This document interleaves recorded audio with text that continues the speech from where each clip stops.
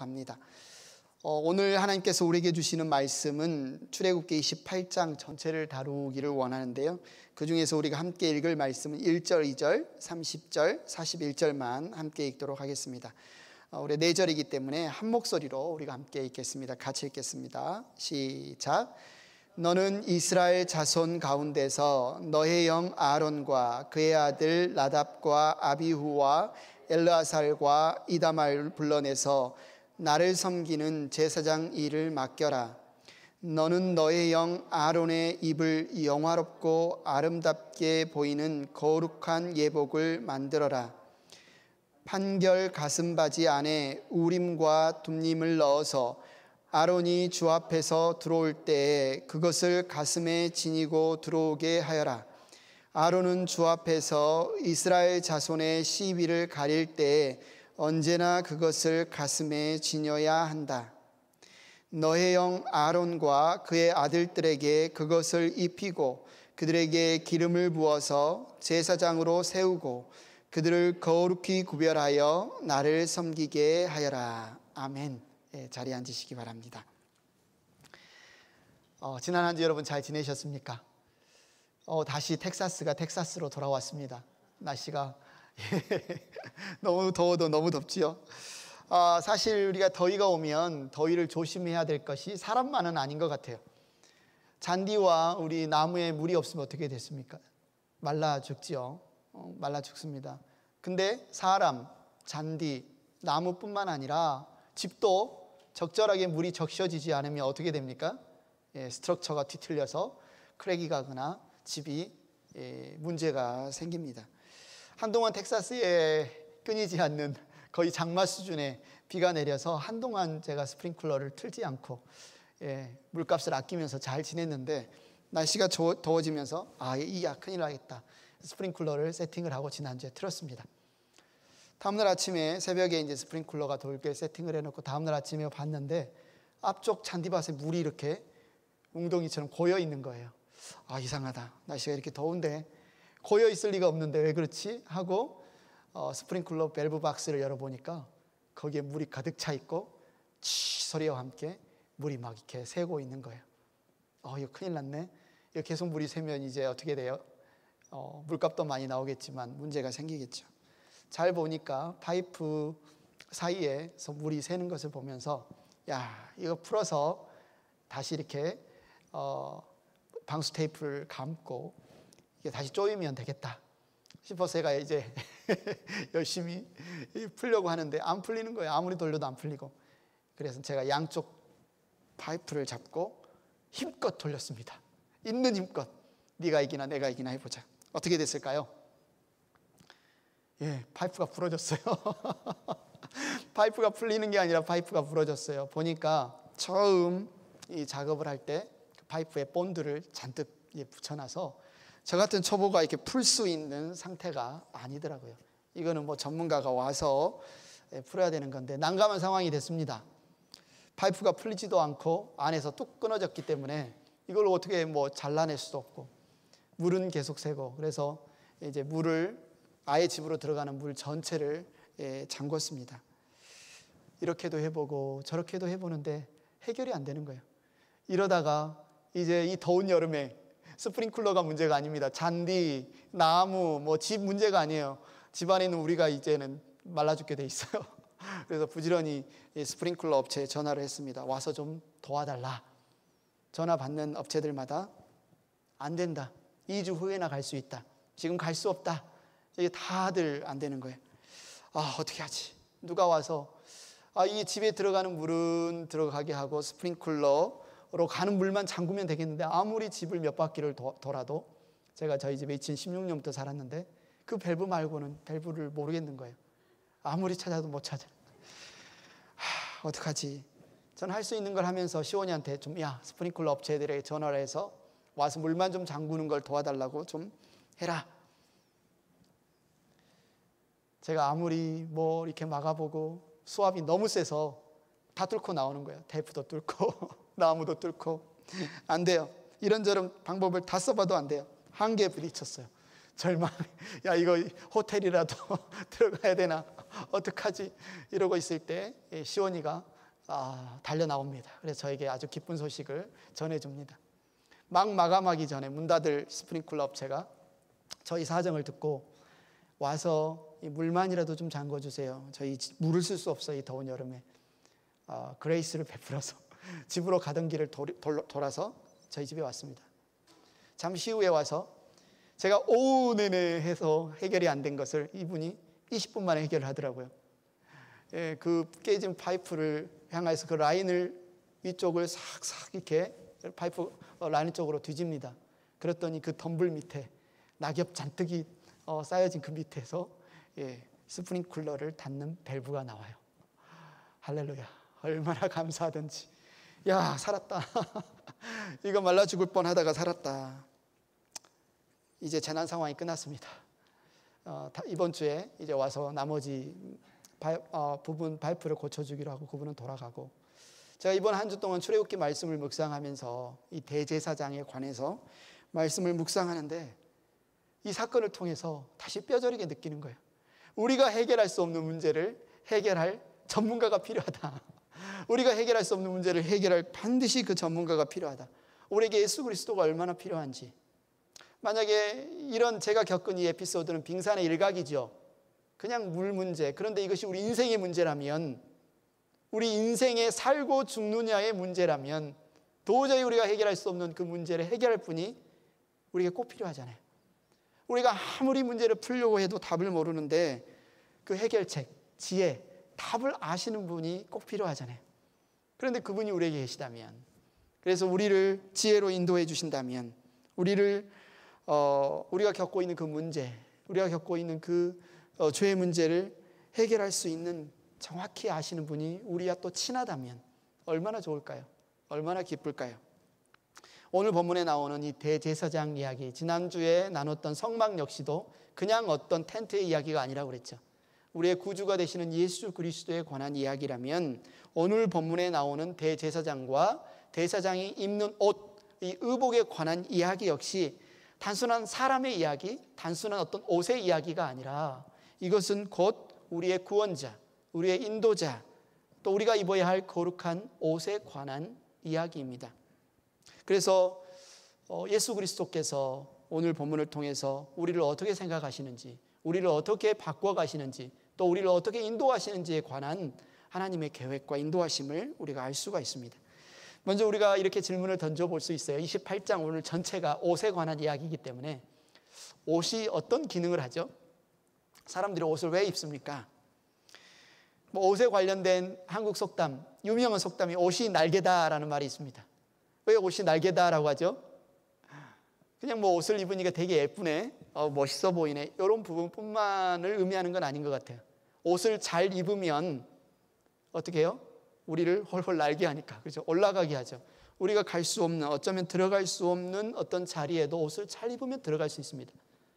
옷이 우리로 어떤 자리로 인도하는, 어쩌면 자격까지도 주는 그런 기능도 해요.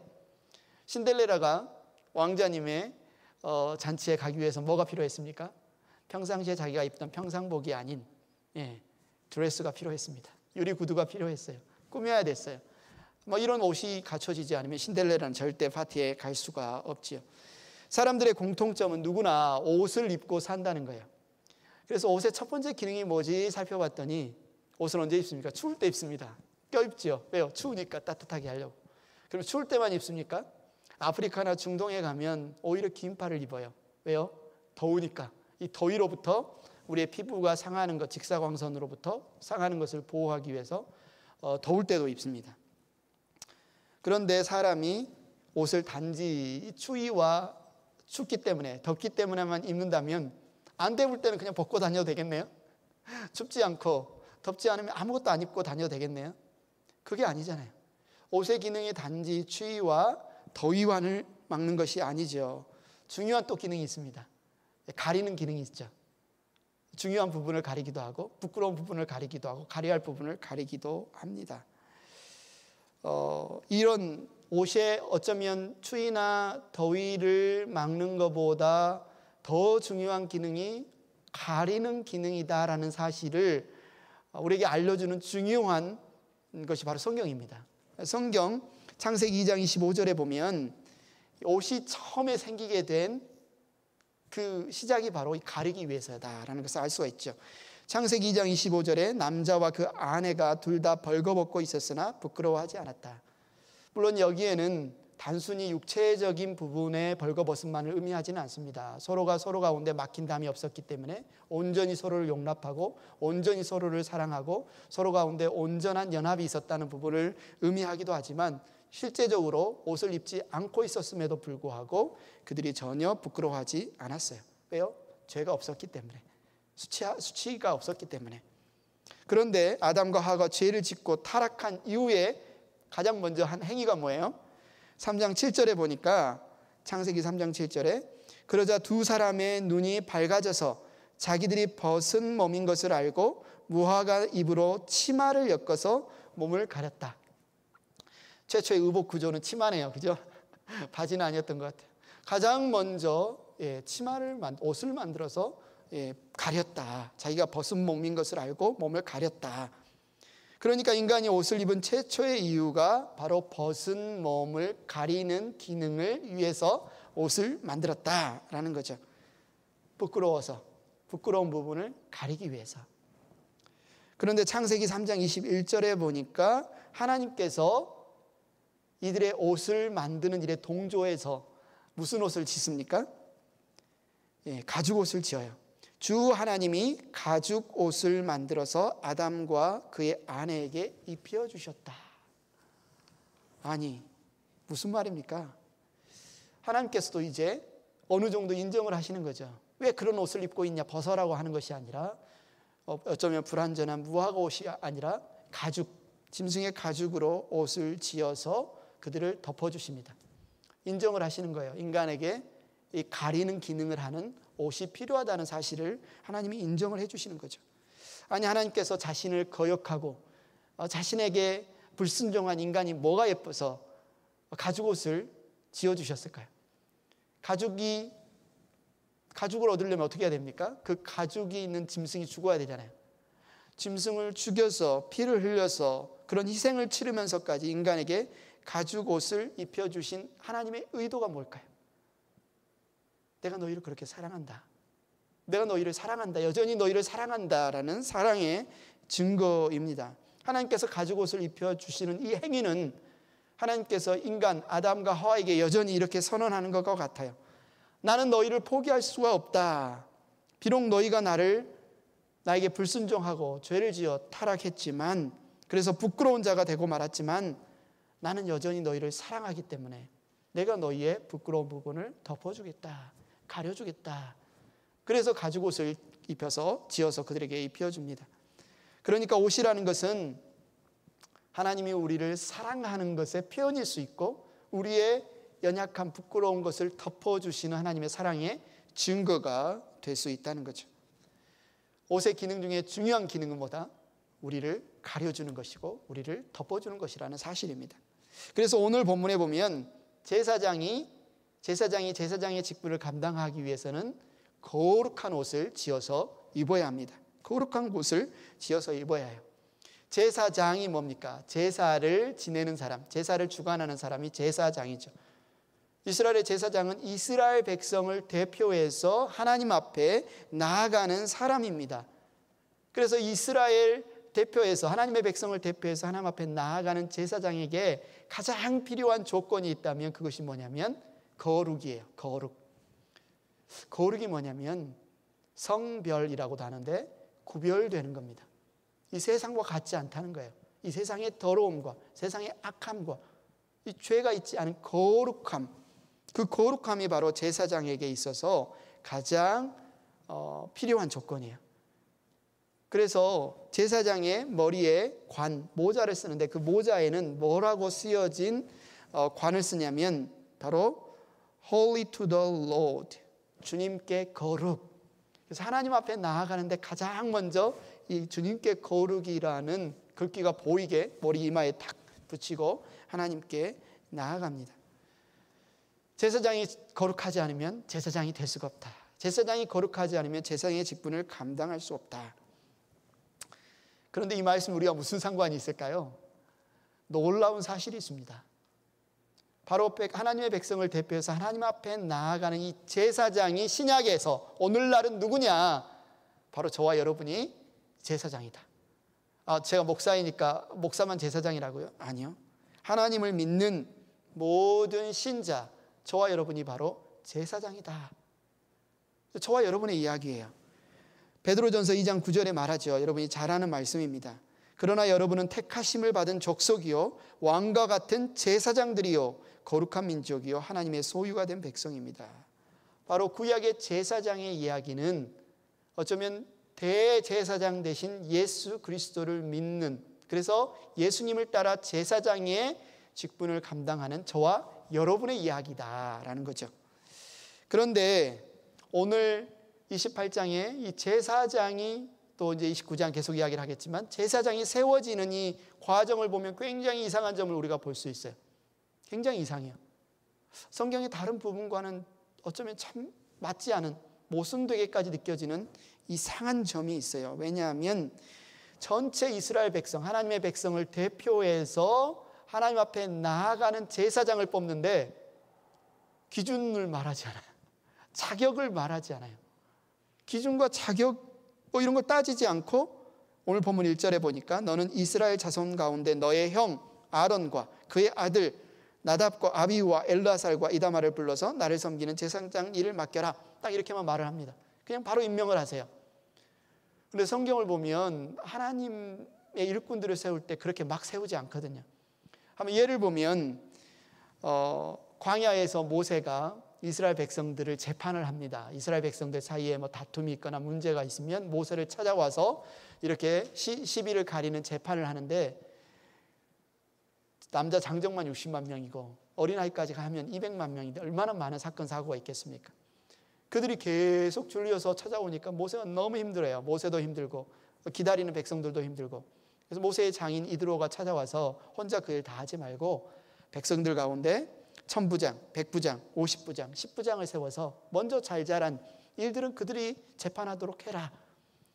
그래서 이들을 세우는데 그냥 지나가는 사람 붙잡고 당신이 하세요. 당신이 나이가 좀 많으니까 당신이 하세요. 이렇게 세우지 않아요. 출애굽기 18장 21절에 보면 자격을 꼼꼼히 따져서 50부장, 10부장, 50부장, 100부장, 1000부장을 세웁니다. 또 자네는 백성 가운데서 능력과 덕을 함께 갖춘 사람, 곧 하나님을 두려워하며 참되어서 거짓이 없으며 부정직한 소득을 싫어하는 사람을 뽑아서 백성 위에 세우게, 그리고 그들을 1000부장, 100부장, 50부장과 10부장으로 세우게. 아무나 세우지 않죠. 아무나 세우지 않아요. 이렇게 백성의 리더들을 뽑는 데에는 확실한 자격 기준이 있었습니다. 그런데 어쩌면 그보다 훨씬 중요한 제사장을 뽑고 세우는데 전혀 자격이나 기준을 논하지 않고 바로 아론과, 그것도 아론뿐만 아니라 그 가문 대대로 자식이 어쩌면 좀 세습되는 거잖아요. 자식이 계속 제사장으로 섬겨라. 이렇게 이제 하나님께서 임명을 하는 거죠. 어떻게 이런 중요한 직책에 자격을 말하지 않을 수가 있을까? 기준을 말하지 않을 수가 있을까? 굉장히 이상합니다. 그런데 그 의문에 대한 답이 오늘 본문 2절 3절에 나와요. 오늘 본문 2절 3절에 보니까 너는 너의 형 아론이 입을 영화롭고 아름답게 보이는 거룩한 예복을 만들어라. 내가 슬기로운 생각으로 가득 채워준 모든 재주 있는 사람을 불러다가 나를 섬길 아론이 제사장이 되어서 입을 예복을 만들라고 하여라. 하나님의 명령은 뭡니까? 하나님이 이 예복으로 제사장을 거룩하게 만들어서 하나님 앞에 서서 제사장의 직분을 감당하게 하겠다. 이렇게 말씀하는 거죠. 거룩하지 않으면 절대로 제사장의 직분을 감당할 수 없기 때문에 하나님이 거룩한 예복으로 이 제사장을 온전히 감싸서 덮어서 가려서 그로 거룩한 제사장의 직분을 감당하게 하겠다. 이 제사장이 아론의 자손들이 거룩하게 되는 것은, 우리가 신약의 제사장의 직분인데 우리가 거룩하게 되는 것은 우리의 인격의 됨됨이나 아니면 우리가 신학교를 가서 공부를 열심히 했다거나 아니면 열심히 무슨 봉사를 했다거나 아니면 충분한 훈련, 제자 훈련을 받았기 때문에 거룩해지는 것이 아니라는 말이에요. 그 자격이 주어지는 것이 아니라는 말입니다. 제사장이 거룩한 옷을 입었기 때문에 그가 거룩해졌다라는 거예요. 아론과 그의 자손들이 제사장으로 설 수 있는 것은 그들이 거룩했기 때문이 아니라 그들이 거룩한 옷을 입었기 때문에 그들이 거룩해져서 거룩한 자만이 감당할 수 있는 제사장의 직분을 감당했다. 여기에서 우리에게 주시는 아주 중요한 교훈이 있습니다. 중요한 비밀이 바로 여기에 있어요. 거룩은 뭐예요? 우리의 노력으로 이루어지는 것이 아니다. 우리 스스로의 노력으로 이루어지는 것이 아니다. 내가 애쓴다고, 내가 거룩하려고 한다고, 결단한다고, 마음 먹는다고 우리가 거룩해지는 것이 아니다. 거룩, 홀리 이렇게 말한다고 우리가 거룩해지는 것이 아닙니다. 성경에서 말하는 거룩은 뭐예요? 아론이 거룩한 예복을 입었을 때 거룩함으로 하나님 앞에 나아갈 수 있었던 것처럼 저와 여러분이 거룩해지는 것은 거룩으로 옷 입혀지는 것이다. 거룩으로 옷 입혀지는 것이다. 이 놀라운 사실을 우리에게 이야기를 해주는 겁니다. 어떤 사람은 말도 안 돼. 사람이 옷 하나 바꿔 입었다고. 어떻게 그렇게 바뀌나? 그렇게 말할지 모르지만 하나님은 말씀하세요. 하나님의 거룩의 옷으로 우리를 덮으셔서 충분히 하나님 우리를 바꾸실 수 있다. 우리를 거룩하게 하실 수 있다. 내가 가려서 가리지 않을 죄가 있느냐? 내가 덮어서 덮이지 않을 연약함이 있느냐? 없다고 하나님은 말씀하십니다. 세 번째, 그러면 거룩한 옷이 거룩에 대해서 말씀하는 사실을 우리가 깨달아야 되겠죠. 거룩한 옷이 우리에게 주는 교훈이 있습니다. 첫째, 내가 거룩한 사람이 되려고 하는 헛된 기대와 노력을 포기해야 돼요. 저도 그랬고 아마 여러분도 신앙생활 하면서 이런 헛된 노력을 해본 적이 있을 겁니다.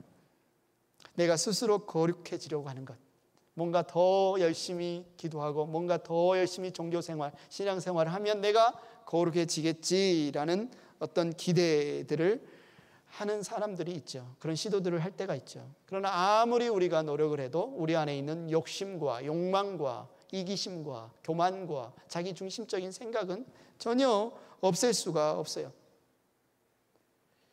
사순절이 되면 캐톨릭이 많은 필리핀이나 어떤 지역에 가면 막 자기 손에 못을 박습니다. 고행을 통해서 자기가 뭔가 더 거룩해지고 자기의 죄가 없어진다고 믿는 사람들이 진짜 실제로 십자가에 막 자신을 못 박는 사람들도 있고 채찍으로 막 자신을 때리는 사람도 있고 이런 고행들을 통해서 거룩에 나아가려고 별별 시도를 다 해요. 어떤 사람은 40일 금식을 합니다. 그거 안 되니까 또 몇 번을 금식을 해요. 그래도 안 돼요. 배는 고프고 몸은 말라도 여전히 내 안에 있는 죄는 사라지지가 않습니다.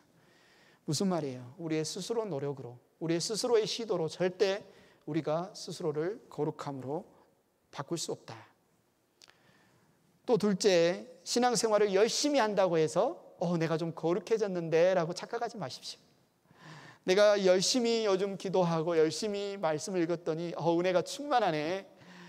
성령이 충만하네. 내가 요즘 거룩해진 것 같아. 근데 어느 순간 보니까 내가 여전히 죄인인 것을 보면서 내가 여전히 연약한 것을 보면서 낙심하는 사람들이 있어요. 낭망하는 사람들이 있어요. 여러분 오해하지 마십시오. 은혜가 충만하다고 내가 열심히 주님 말씀 묵상하고 열심히 예배드렸다고 해서 내가 거룩해진 게 아니라 하나님의 은혜가 나를 덮고 있었던 거죠. 하나님의 거룩하신 은혜가 나의 옷이 되어서 나를 덮고 있었던 거죠. 여전히 내 안에 연약함과 이기심과 욕심이 여전히 내 안에 있었던 거죠. 그래서 내 힘으로는 여러분 죄를 이길 수가 없습니다. 왜 그렇습니까? 내 힘으로는 나를 거룩하게 바꿀 수가 없기 때문에 그래요. 아무리 내가 목사가 되고 아무리 내가 집사가 되고 아무리 내가 오래 신앙생활을 해도 그것이 우리를 거룩하게 바꿀 수 없어요. 우리가 거룩해지는 것은 오직 하나님의 은혜로 그리스도의 보혈로 우리가 덮여졌을 때만 우리가 거룩하게 되는 겁니다. 그래서 다른 말로 뭐예요? 단 한순간이라도 하나님의 은혜가 필요 없을 때가 없어요. 단 한순간이라도 그리스도의 보혈이 필요 없을 때가 없어요. 예수 믿을 때만 예수님의 십자가가 필요한 게 아닙니다. 예수 믿을 때만 하나님 은혜가 필요한 게 아니에요. 우리는 365일, 7days, 24hours 모든 순간 하나님의 은혜로 우리가 덮여지고 그리스도의 보혈로 덮여질 때만 우리가 거룩하게 될 수 있기 때문에 항상 하나님의 은혜가 필요합니다. 또 어떤 분들은 반대로 이렇게 생각할 수 있어요. 내가 너무 과거에 막 살았어. 내가 해도 너무 많은 죄를 지었어. 너무 더럽고 너무 추악한 죄를 지었어. 아마 다른 사람들은 하나님 다 용서하고 거룩하게 만들어도 나는 안 될 거야. 이렇게 단정하지 마시라는 겁니다. 하나님의 은혜가, 하나님의 보혈이, 하나님의 능력이 씻기지 못할 죄가 없고요. 덮지 못할 우리의 죄가 없습니다. 거룩하게 바꾸지 못할 하나님의 은혜가 없습니다. 사단은 끊임없이 우리를 그렇게 믿게 하고 싶어요. 너는 안 돼. 너 같은 죄인은 안 돼. 너 또 넘어지고 너 또 죄 짓고 너는 하나님 앞에 자라갈 수 없어. 끊임없이 우리로 나는 안 된다라는 거짓말, 속삭임을 우리에게 줍니다. 사단의 거짓말입니다. 하나님은 말씀하십니다. 내가 덮지 못할 죄가 없다. 내가 씻지 못할 죄가 없다. 내가 거룩의 옷을 입히면 내 앞에 나오지 못할 사람이 없다. 넷째, 거룩의 삶을 살기 위해서 우리가 할 수 있는 것은 그럼 뭐겠어요? 우리가 우리 자신을 거룩으로 바꿀 수 없고 거룩으로 나갈 수 없다면 우리가 할 일은 뭐겠습니까? 거룩으로 옷 입혀달라고 사모하는 마음밖에 없습니다. 간구하는 것밖에 없어요. 거룩으로 저를 옷 입혀주세요. 거룩의 은혜로 저를 옷 입혀주세요. 어떤 분은 신앙생활 열심히 하다가 이번 코로나 기회로 좀 쉬었다 갈까? 그동안 내가 열심히 한 것 같아. 좀 쉬었다가 해도 뭐 문제 없겠지 이렇게 생각하는 사람도 있는데, 여러분 신앙생활은 뭐 쉬었다 하는 게 아니에요. 여기까지 왔으니까 표시해두고 쉬었다가 다시 여기서부터 시작해야지 뭐 그런 일하는 거나 길 가는 것과 틀려요. 그래서 히브리서에 보면 우리의 신앙생활이 마치 거세게 흘러나오는 그 강물을 우리가 거슬러서 올라가는 것과 같은 것으로 표현하고 있어요. 그래서 우리가 쉬었다고 하는데, 멈췄다고 하는데 가만히 하나님을 사모하지 않고 은혜를 사모하지 않고 구하지 않고 적극적으로 하나님께 붙들지 않으면 어떻게 돼요? 흘러간다고 말해요. 왜요? 물이 거세니까. 멈췄다고 나는 생각했는데 멈춘 게 아니라 흘러가는 거죠. 신앙생활에는 쉬는 것도 없고 방학도 없고 졸업도 없습니다. 우리가 정말 하나님의 은혜를 사모하고 간구해야 합니다. 주님, 나에게 거룩의 옷을 입혀주시옵소서. 나를 가려주시옵소서. 주님의 은혜가 내게 필요합니다. 주님이 옷 입혀주시기를 간구합니다. 그렇게 거룩의 옷을 입는 저와 여러분 되기를 축원합니다. 마지막, 그렇다면 거룩의 옷을 입는 것의 구체적인 의미는 무엇일까? 오늘 본문 4절에 보니까 당시 제사장이 입었던 옷의 예복의 구성품을 쭉 이렇게 보여주고 있어요. 그들이 만들어야 할 예복은 이러하니 곧 가슴 바지와 예복과 겉옷과 줄무늬 속옷과 관과 띠이다. 이렇게 그들은 너의 형 아론과 그의 아들들에게 거룩한 예복을 만들어 주어서 나를 섬기는 제사장 일을 맡게 하여야 한다. 오늘 이 대제사장이 입는 이 예복의 총 구성품은 몇 가지입니까? 얼른 세보세요. 몇 개 안 되니까. 몇 개예요? 6개죠. 6개. 6개. 이 중에서 관과 띠. 띠는 옷을 이렇게 묶는 허리띠니까, 또 관은 머리에 쓰는 모자니까 이 두 가지를 빼놓고 직접 제사장이 몸에 입는 의복 구성품을 4가지라고 하면, 이 4가지 구성품을 통해서 거룩한 옷을 입는 것, 거룩을 옷 입는 것의 의미가 무엇인지 우리가 한번 그 의미를 살펴볼 수가 있습니다. 첫째, 가장 살이 맞닿는 곳에 입는 것이 뭐겠어요? 속옷이죠. 속옷. 이 제사장이 입는 속옷은 가는 배실로 짠 옷인데 무슨 색깔일 것 같아요? 속옷? 흰색이죠. 흰색. 성경이 이제 성경에 나오는 색깔이 상징하는 의미들이 있는데, 특별히 흰색은 무엇을 상징하겠습니까? 깨끗함, 정결함을 상징합니다. 그래서 거룩이라는 것의 의미에는 당연히 깨끗함, 정결함의 의미가 포함되어져 있어요. 그래서 거룩함을 옷 입는다라는 말은 우리가 깨끗해진다, 정결해진다라는 의미가 담겨 있는 것을 볼 수가 있죠.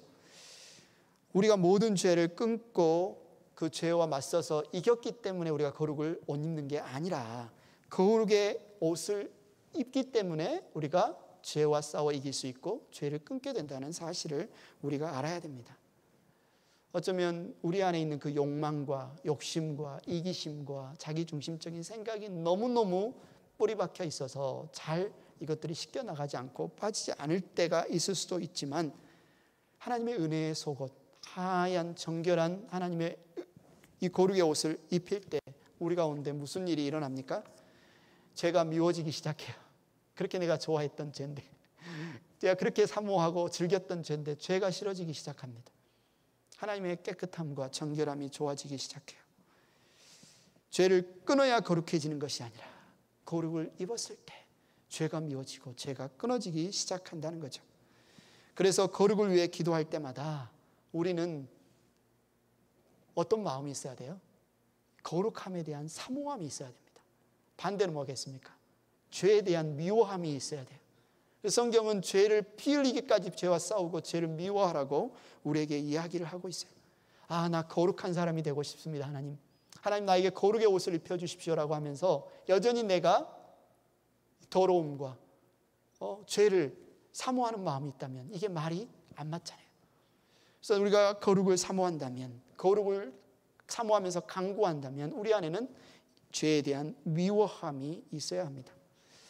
아마 여러분들이 어거스틴에 관한 이야기는 많이 들었을 거예요. 이 방탕함과 더러움, 이 죄로 가득 찬 삶에서 회심해서 하나님의 일꾼이 된 어거스틴, 그는 30대 중반이 될 때까지 아마 정말 다른 사람이 이렇게 놀아봤어라고 하면 서럽지 않을 정도로 방탕한 삶을 살았던 사람입니다. 수많은 여자들이 있었고 사생아도 낳았고 또 마니교라는 우상도 섬겼고, 그런 이 어거스틴이 이 방탕한 삶에서 이제 돌이켜 보려고 예를 쓰고 있었어요. 나는 왜 이런 방탕한 삶을 끊지 못할까? 이 죄에서, 어두운 죄에서 나는 왜 벗어나지 못할까? 정말 그 마음 가운데 갈등과 고민이 있는 가운데 자기 친구의 집에 어느 날 방문해서 앉아 있는데 밖에서 이런 소리가 들립니다. 톨레레게 집어서 읽어라. 보니까 어떤 소년인지 소녀인지 아이의 목소리예요. 집어서 읽어라. 그런데 이때 어거스틴의 마음은 하늘에서 어떤 들려오는 음성처럼, 자기에게 명령하는 음성처럼 들립니다. 집어서 읽어라.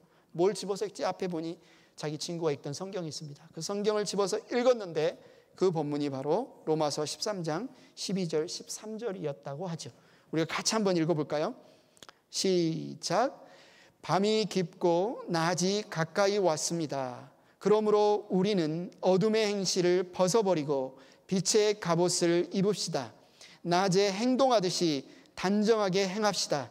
호사한 연회와 술취함과 음행과 방탕, 싸움과 시기에 빠지지 맙시다. 옷을 벗고 입는 걸로 설명하고 있죠. 무엇을 벗으라고 말해요? 어둠의 행실을 벗어버리라. 무엇을 입으라고 말합니까? 빛의 갑옷을 입으라. 이게 도대체 무슨 말이죠? 어둠의 행실을 벗어버리고 빛의 갑옷을 입으라. 그 다음 본문 구절인 14절에 이 부분에 대해서 좀 더 구체적으로 우리에게 설명합니다. 주 예수 그리스도로 옷을 입으십시오. 정욕을 채우려고 육신의 일을 꾀하지 마십시오. 한마디로 주 예수의 옷을 입으라고 말하죠. 그런데 주 예수의 옷을 입는다는 말은 어둠의 행실을 벗어버리는 것, 어둠의 행실을 미워하는 것, 호사와 연회와 술취함과 음행과 방탕과 싸움과 시기를 미워하는 것, 정욕, 내 육신의 본능과 죄의 정욕대로 막 하고 싶은 것을 미워하고 벗어버리는 것. 그렇게 우리가 주 예수 그리스도로 옷 입기를 사모할 때 우리 가운데 어떤 옷이 입혀진다고요? 가장 먼저 정결함, 깨끗함의 옷이 입혀진다는 겁니다. 죄를 미워하고 하나님의 의를 사모하고 그 거룩함을 입을 때 죄가 우리 가운데서 떠나가기 시작합니다. 우리의 힘으로는 끊지 못하지만 바로 하나님의 은혜로, 하나님의 능력으로 이 죄가 끊기기 시작한다는 거죠. 두 번째, 안에 속옷을 입었으면, 새하얀 속옷을 입었으면 그 위에 제사장이 무슨 옷을 입습니까? 겉옷을 입습니다. 로브, 긴 통으로 된 겉옷을 입는데, 그림에 보이나요? 여기는 안 보이십니까? 거기에 무슨 색깔이 있어요? 보니까 푸른색인데 하늘색이에요. 하늘색. 정확하게 말하면 하늘색. 그러니까 이 제사장이 입는 겉옷은 하늘을 입는 것과 같습니다. 하늘을 입는다는 것은 뭐예요? 우리의 모든 삶의 가치와 기준, 우리의 거룩함의 기준은 어디에서 온다는 겁니까? 땅에서 오는 것이 아니라 하늘로부터 온다는 거예요. 모든 삶의 욕망이나 의미 같은 것이 이 땅에서 오는 것이 아니라 하늘에서 온다. 많은 사람들은 모양이 멋지면 보암직하고 먹음직하고 다 갖기에 탐스럽기까지 하면 그걸 그냥 취하고 좋다라고 말하는데, 성경은 우리에게 아무리 이 땅의 것이 멋져도 하늘에서 오는 것이 아니면 참된 만족과 참된 기쁨과 참된 거룩을 우리에게 줄 수 없다라고 말하죠. 사람들이 돈을 많이 벌면 기쁩니다. 그죠? 사람들이 칭찬을 받으면 기뻐요. 내 지위가 좀 올라가서 사람들이 나한테 고개 숙이고 하면 기분이 좋아집니다. 심지어 옷을 그래도 잘 차려입더니 옷 입을 줄 아네? 옷 맵시가 있네? 옷걸이가 좋네? 이런 이야기만 들어도 기분이 좋아요. 우리 여자분들은 오늘 화장 잘 먹었네요. 화장만 잘 돼도 기분이 좋죠. 그런데 성경은 우리에게 뭐라고 말하는 거예요? 우리의 기쁨과 가치와 만족은 이 땅에서 오는 게 아니다. 그것에서 참된 만족과 기쁨이 오는 것이 아니다. 하늘로부터 온다. 하나님과 교제하는 것을 통해서 거룩이 옵니다. 하나님께 인정받는 것을 통해서 거룩이 와요. 내가 하나님과 하나님의 기쁨이 되는 것을 통해서 거룩이 오고, 하나님께서 위로하실 때 우리가 거룩해지고요, 하나님의 소망을 통해서 내가 하나님을 위해 살아갈 때 거룩이 옵니다. 그래서 거룩은 두 번째 옷은 뭐예요? 하늘색. 우리의 거룩은 이 땅에 우리에게서 오는 것이 아니라 하나님께로부터 하늘에서 온다. 때때로 우리가 이 세상에 살아가다 보면 나에게서 거룩이 나오나 아니면 이 세상에 우리 열심히 해서 거룩이 나오나 하다가 절망할 때가 있어요. 안 되니까, 넘어지니까, 상황이, 나를 둘러싼 상황이 힘드니까 고난에 절망할 때가 있어요. 그런데 오늘 말씀은 뭐합니까? 거룩은 이 땅에서 오는 것이 아니라 하늘에서 온다. 하늘의 하나님의 은혜로 우리에게 거룩이 입혀진다. 거룩이 입혀질 때 하나님이 구별하여 우리를 은혜로 붙드실 때 우리는 넉넉히 이 세상을 이길 수 있습니다. 하나님이 함께 하시면, 하나님이 거룩의 옷을 입히시면 우리가 두려워할 것이 없습니다. 첫 번째 속옷을 입었죠. 하얀색. 두 번째 하늘색 이 겉옷을 입었죠. 그 위에다 이제 에봇을 입으라고 말해요. 에봇. 말도 특이한데 에봇이 뭐지?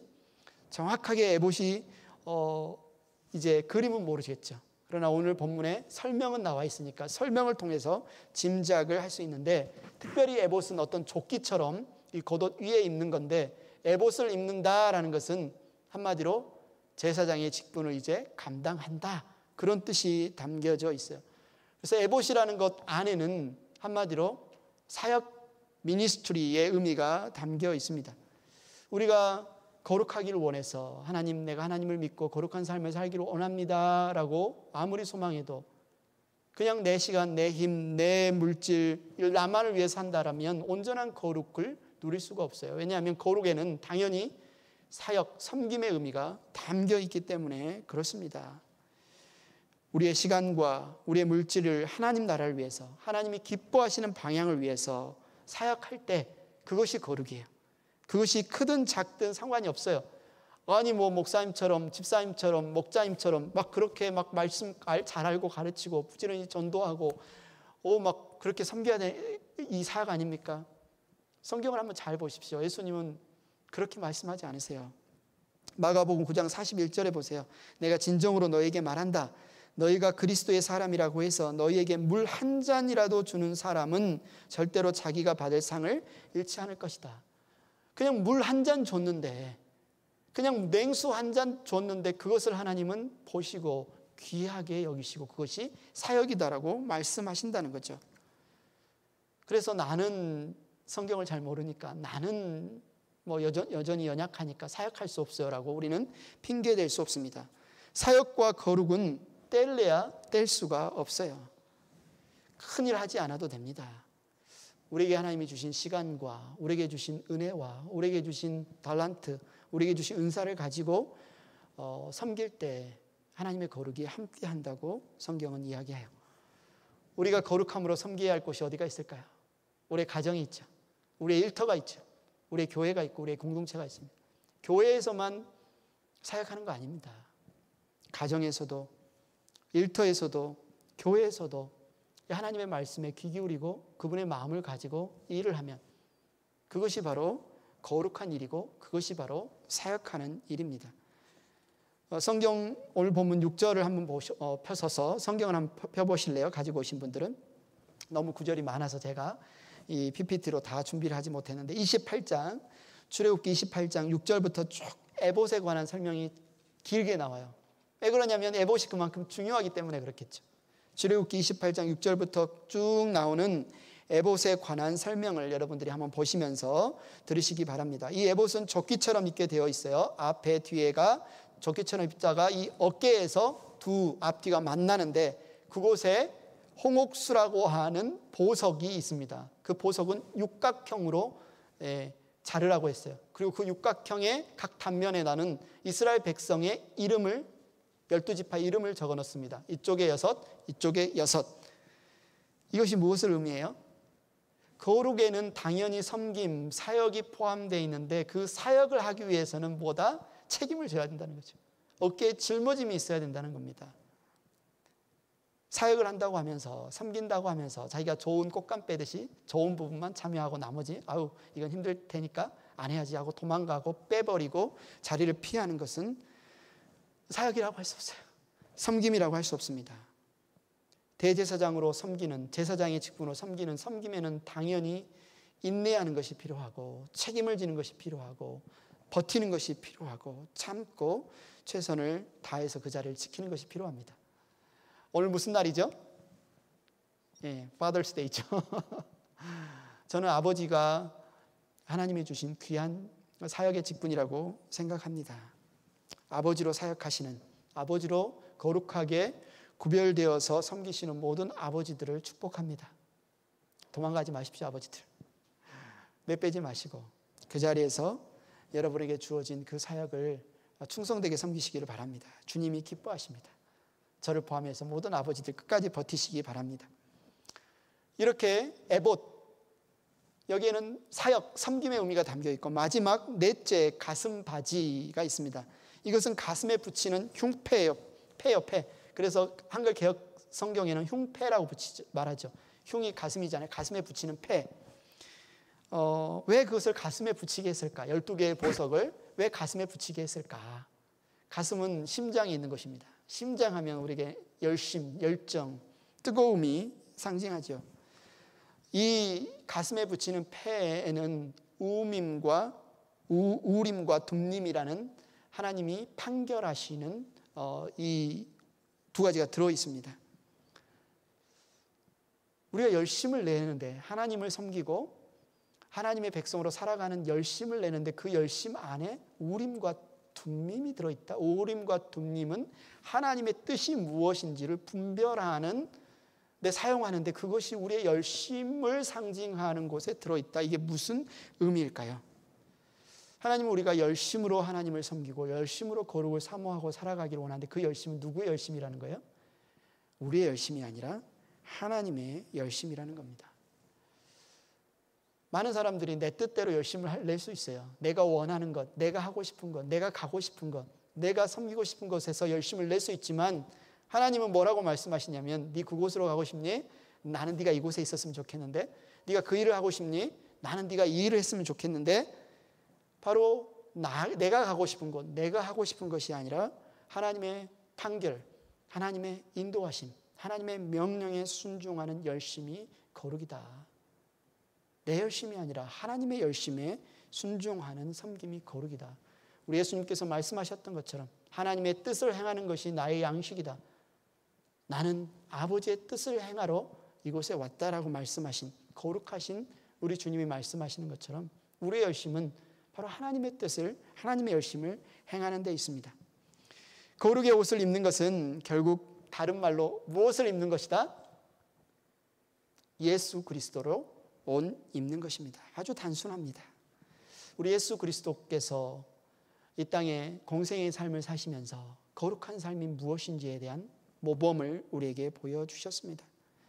십자가에서 또 섬김의 사역에서 또 거룩하게 정결하게 구별된 삶에서 또 하나님의 능력을 힘입어서 섬기는 사역의 자리에서 무엇보다도 하나님의 뜻이 이 자리에서 이루어질 수 있도록 무릎으로 중보하면서 밤이 맞도록 산에서 기도하시는 모습을 통해서 거룩한 삶이 무엇인지 우리에게 모델을 보여주셨을 뿐만 아니라 이제는 예수님이 행하신 그 모든 일 안에서 우리가 거룩해질 수 있다라고 우리에게 말씀하셔서 그리스도 안에 사는 삶을 성경은 그리스도를 옷 입으라 라고 말하고, 그렇게 할 때 우리가 거룩한 삶을 살 수 있다고 말합니다.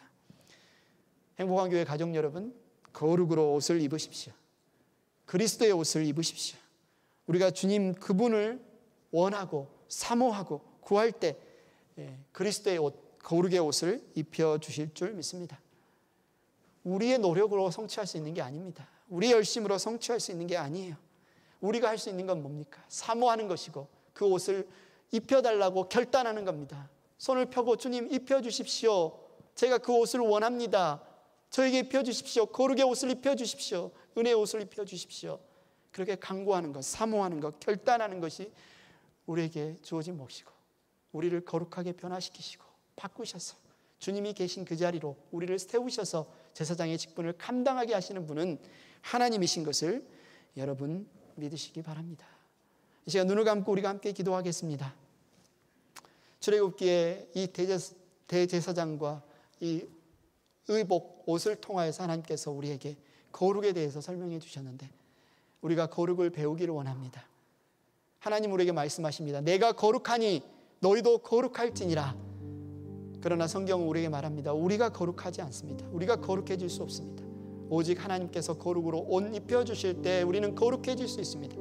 우리가 그 어떤 자격도 없고 어떤 부끄러운 자라 할지라도 우리 주 예수 그리스도의 옷을 입기를 사모하고 거룩함으로 옷 입기를 사모할 때 하나님이 은혜로 우리를 가려주십니다. 덮어주십니다. 함께해 주십니다. 일으켜 주십니다. 회복시켜 주십니다. 죄를 미워하게 하시고 하나님의 의를 사모하게 하시고 우리를 조금씩 바꾸어 주셔서 거룩한 삶의 자리로 우리를 인도하여 주시는 것을 이 시간 믿으면서 이 시간 사모함과 결단의 기도를 드리겠습니다. 하나님, 거룩함을 사모합니다. 거룩함을 사모합니다. 거룩의 옷을 입혀주시옵소서. 우리의 가정에서, 우리의 일터에서, 우리의 교회에서, 우리의 사회에서 하나님 고별된 거룩한 삶을 살기를 원합니다. 하나님의 통치하심과 다스리심과 그리스도의 은혜로 살아가기를 원합니다. 옷 입히기를 원합니다. 이 시간 함께 기도하겠습니다. 사랑이 많으신 하나님 아버지 감사합니다. 하나님 그렇습니다. 우리에게 구원자가 필요합니다. 우리에게 인도자가 필요합니다. 우리에게 은혜의 공급자가 필요합니다. 우리에게 지혜자가 필요합니다. 우리를 아버지 우리의 더러움과 우리의 악함과 우리의 연약함과 우리의 죄를 덮어주실 그리스도의 은혜가 필요합니다. 하나님의 공급하심이 필요합니다. 하나님 우리 스스로의 노력과 힘으로 우리를 바꿀 수 없고 벗어날 수 없고 아버지 새로워질 수 없음을 주님이 말씀하셨으나 그러나 하나님의 은혜를 간구하는 자, 사모하는 자, 그 뜻대로 부르심을 입은 자들에게 하나님께서 거룩함의 옷을 입혀주시고 아버지 깨끗하게 씻겨주시고 정결하게 하여 주시고 하나님의 자리에, 하나님의 섬김의 자리에, 주님과 동행하는 삶의 자리에 우리를 초대하여 주시고 초청하게 해주시고 주님과 친밀하게 교제하게 해주시고 인하여 감사합니다. 하나님 우리가 이 시간 결단합니다. 아버지 그리스도로 옷 입기를 원합니다. 아버지 거룩함으로 옷 입기를 원합니다. 하나님 우리에게 옷 입혀 주시옵소서. 하나님 우리의 가정이 거룩하게 구별되게 하여 주시옵소서. 우리의 일터가 거룩하게 구별되게 하여 주시고 우리 교회가 그렇게 거룩하게 구별되게 하여 주시고 하나님 이 우리가 살아가는 이 나라가 이 지역사회가 하나님 우리의 거룩함을 통하여 하나님의 거룩함이 선포되고 증거되고 그렇게 구별되는 역사가 일어나게 하여 주시옵소서. 이 땅의 모든 아버지들 아버지 정말 복 주시옵고 그들이 세워주신 그 자리에서 책임을 다하게 하시고 도망가지 않게 하시고 버티게 하시고 그리스도의 거룩함을 옷 입고 그리스도를 본받아서서 살아가는 이 땅의 아버지들 될 수 있도록 아버지 복 주시옵소서. 은혜 부어 주시옵소서. 감사합니다. 예수님의 이름으로 기도드렸습니다. 아멘. 이 시간에 오늘 말씀을 붙들고 주께와 엎드려 경배드립니다. 이 찬양으로 우리의 마음과 사모함을 고백하겠습니다.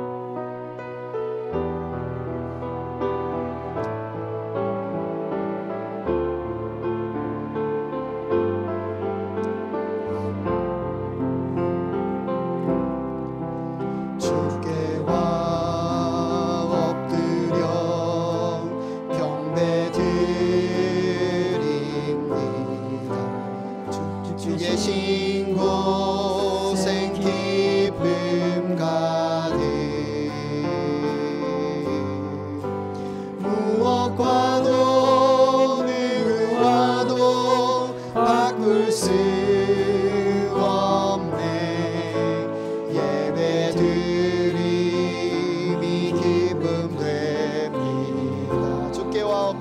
경배드립니다. 주께와 엎드려 경배드립니다. 주 계신 곳엔 기쁨 가득 무엇과도 누구와도 바꿀 수 없네. 예배드림이 기쁨 됩니다. 한 번 더 고백하겠습니다. 주께와 엎드려